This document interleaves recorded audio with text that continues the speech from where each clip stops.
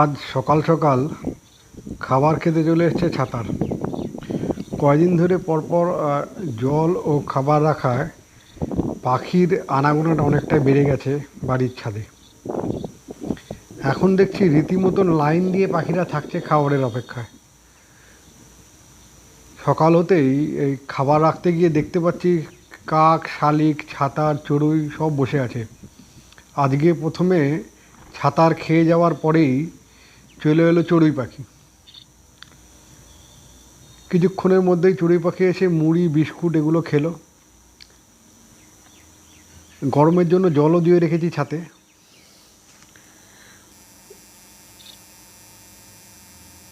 আমি অনেক দিন ধরে ভাবছিলাম ছাদে পাখিদের জন্য খাবার বা জল রাখবো।